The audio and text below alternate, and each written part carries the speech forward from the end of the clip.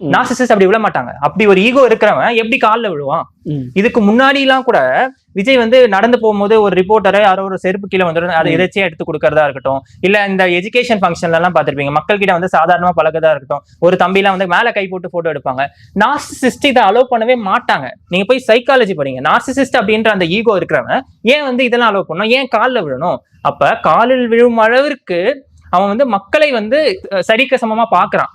So அதுவுமே வந்து எல்லாமே ஒரு பொய்களாலும் ஹேட்னாலும் வந்து விஜயை தாக்குற ஒரு விஷயமா தான் நான் பாக்குறேன். இன்னும் என்னென்ன மாதிரி பிளான் பண்ணி விஜய் சாருக்கு அகைன்ஸ்டா இந்த மாதிரி திட்டமிட்டு பொய்யா பரப்புறாங்க நீங்க நினைக்கிறீங்க? திட்டமிட்ட பொய் பரப்புறாங்கன்றதை தாண்டி இதை நினைச்சு மக்களுக்கு கோவம் வராது அப்படின்றதுதான் எனக்கு ரொம்ப கஷ்டமா இருக்கு. அதுக்கு நான் வரேன். முதல்ல திட்டமிட்ட ஆரம்பத்துல இருந்தே எல்லாருக்குமே தெரியும். லைக் வந்து இந்த மாணவர் அணின்னு சொல்லிட்டு ஒரு போஸ்டர் ஒட்டினாங்க, நீங்க பாத்துருப்பீங்க.